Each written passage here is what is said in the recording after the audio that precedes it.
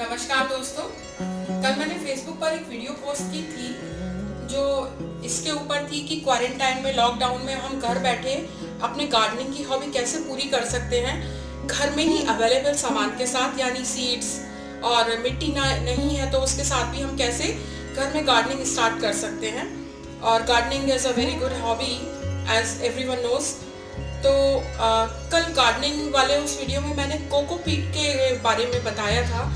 तो बहुत सारे लोग हैं जो कोकोपीट के बारे में नहीं जानते, तो आज मैं आपको दिखाऊंगी और बताऊंगी कि कोकोपीट क्या है, गार्डनिंग में इसके यूजेस क्या हैं, कहाँ से हमें कोकोपीट मिल सकती है, इसके लाभ क्या हैं गार्डनिंग में, और इसकी स्टोरेज हम कैसे करें। तो आइए देखते हैं सबसे पहले कि कोकोपीट क्या है। तो आइए हम देखते हैं सबसे पहले कि कोकोपीट क्या है।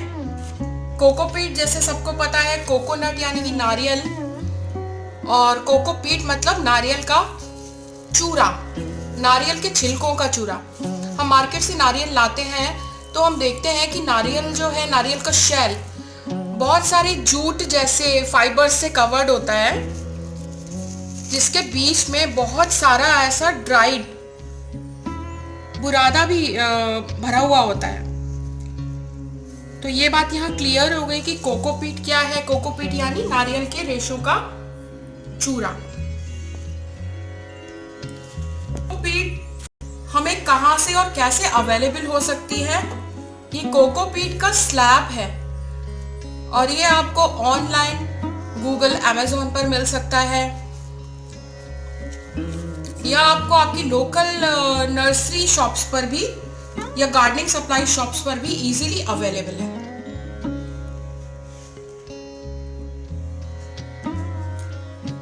तो कोकोपीट ऑनलाइन इस तरह से एक स्लैब या ब्रिक की फॉर्म में आता है, और वो कैसे बनाया जाता है कि नारियल के इन रेशों को बीट करके इसके बीच में से जो चूरा निकलता है उसको कंप्रेस करके इस तरह से ब्रिक या स्लैब की फॉर्म में जमा दिया जाता है। और घर पर हम इसे कैसे यूज करेंगे? इजीली हम इसको सेपरेट कर सकते हैं। इजीली सेपरेट करने के बाद हम इसको क्रश करके चूरा बना लेंगे, जो चूरा होने के बाद इस फॉर्म में आ जाता है। और इसकी एक खासियत है कि ये अपने वेट से 5 to 6 टाइम्स ज़्यादा पानी एब्जॉर्ब कर सकता है। और यहाँ देखिए मैंने ऑलरेडी कोकोपीट को सोक करके रखा है, जो अपने साइज से लगभग 5 टाइम्स ज़्यादा बढ़ चुका है। और यहाँ आप इसके कलर में भी डिफरेंस देख सकते हैं। यह है ड्राई कोकोपीट जो बहुत लाइट कलर का है, और ये भिगोने के बाद, पानी में सोक करने के बाद इसका कलर भी चेंज हो जाता है, और फूलने के बाद टेक्सचर भी इसका थोड़ा सा चेंज हो जाता है। तो अब अगला सवाल हमारे पास ये आया था कि कोकोपीट को हम गार्डनिंग में कैसे यूज कर सकते हैं। तो बहुत सीधा सा इसका नियम है, 1 part gardening soil, 1 part homemade compost और 1 पार्ट कोकोपीट, यानी तीनों चीज बराबर मात्रा में मिलाकर आप एक मिक्सचर तैयार करेंगे और अपने पॉट्स में उनको फिल करके उसमें आप अपने प्लांट्स को डायरेक्टली बो सकते हैं। तो अब हम ये जानेंगे कि कोकोपीट का गार्डनिंग में बेनिफिट क्या है। जैसा कि आप सब जानते हैं कि उत्तर भारत में इन दिनों गर्मी शुरू हो रही है, हवाएं चल रही हैं, आंधी बारिश का मौसम है और हवा में मॉइस्चर का लेवल बहुत कम है। तो कोकोपीट का एक बहुत बड़ा बेनिफिट ये है क्योंकि ये अपने वजन से 5 से 6 गुना ज़्यादा पानी एब्जॉर्ब कर लेती है। तो कोकोपीट अगर हम अपने प्लांट में मिट्टी के साथ मिलाकर रखते हैं तो गमलों में हमारे मॉइस्चर का लेवल बना रहता है, प्लांट की रूट जो है वो मॉइस्ट रहती हैं और प्लांट्स सूख नहीं पाते। दूसरा एक बहुत बड़ा बेनिफिट ये है कोकोपीट का कि मिट्टी इससे बहुत लाइट वेट हो जाती है। तो अगर आप टेरेस पर या बालकनीज में गार्डनिंग कर रहे हैं तो आपके गमले बहुत ही लाइट वेट रहेंगे और आपकी बालकनी और टेरेस पर बहुत ज्यादा वजन नहीं आएगा। कोकोपीट का एक बहुत बड़ा बेनिफिट ये है क्योंकि ये ऑर्गेनिक कंपाउंड है, प्राकृतिक रूप से एक नेचुरल चीज हमें मिली है ये।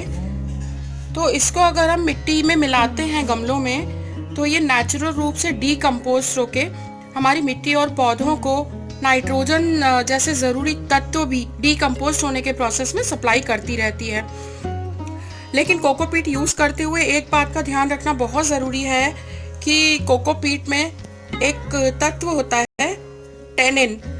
टेनिन यानी कि वो तत्व जो कोकोपीट को ये नेचुरल ब्राउन ब्रिक कलर देता है। तो अगर आपके कोकोपीट में वो टेनिन तत्व काफ़ी मात्रा में मौजूद है तो ये आपके पौधों को फायदे की जगह बहुत नुकसान पहुंचा सकता है। तो इसके लिए आप पहले ही टेस्ट कर लें। कोकोपीट आप जब भी ऑनलाइन मंगाएं या नर्सरी से लें, उसको टेस्ट कर लें पानी में घोलकर कि पानी में वो लाल रंग तो नहीं छोड़ रहा है। और अगर ऐसा है, आप परचेज कर चुके हैं, वो लाल रंग छोड़ रहा है, तो टेनिन निकालने का एक बहुत अच्छा तरीका ये है कि आप एक बोरे में कोकोपीट सारा भर लें और उसके बाद रनिंग वाटर के नीचे उसको छोड़ दें। तो जितना भी टैनिन है उसका पानी के साथ घुलकर निकल जाएगा। बट इस प्रोसेस में पानी बहुत ज़्यादा वेस्ट होता है। तो मैं यही सजेस्ट करूँगी कि आप पहले ही चेक कर लें कि जो कोकोपीट आप खरीद रहे हैं नर्सरी से, अगर आप खरीद रहे हैं तो उस कोकोपीट में टैनिन ना हो, और अगर टैनिन है तो उस कोकोपीट को आप परचेज करना अवॉइड करें और आप अपनी नर्सरी पर पूछें कि बिना टैनिन का आपको कोकोपीट मिल सकता है या नहीं। कोकोपीट के साथ एक बहुत अच्छी बात यह है कि अगर आपके पास की ज़रूरत से ज़्यादा मात्रा में गीली होने के बाद बच जाती है तो आप इसको वापस किसी पेपर या कपड़े पर सुखाकर रख लें अगली बार के इस्तेमाल के लिए, और वापस ये ड्राई होकर अपनी इसी फॉर्म में आ जाएगी और आप इसको इजीली स्टोर करके रख सकते हैं। और लास्ट में एक बहुत इंपॉर्टेंट बात कि अभी लॉकडाउन का टाइम है, कोकोपीट ना आपको नर्सरीज पर मिल पाएगी ना ऑनलाइन मिल पाएगी।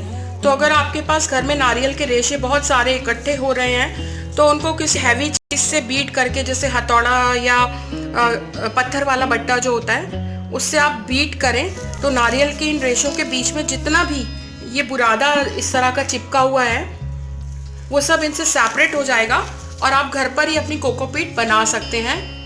आपके पास रेगुलर अगर आप घर में नारियल यूज़ करते हैं तो बहुत सारे रेशे इकट्ठे होते होंगे, नहीं होते तो लॉकडाउन के बाद आप नारियल जो लोग सेल करते हैं वेंडर्स, आप उनसे भी नारियल के ऐसे रेशे लेकर घर पर भी अपनी कोकोपीट खुद बना सकते हैं। कोकोपीट के बारे में कुछ इंपॉर्टेंट नॉलेज आपसे आज मैंने शेयर की। इस वीडियो में से भी कुछ सवाल अगर आपके सामने निकल कर आते हैं, कोई क्वेरीज हैं, तो आप मुझे मैसेज कर सकते हैं। मैं कोशिश करूंगी कि अगर आपकी क्वेरीज पर वीडियो बना सकूं तो वीडियो बनाऊंगी, या आपके सवालों का इनबॉक्स में जवाब दे सकूं तो इनबॉक्स में आपके सवालों का जवाब जरूर दूंगी।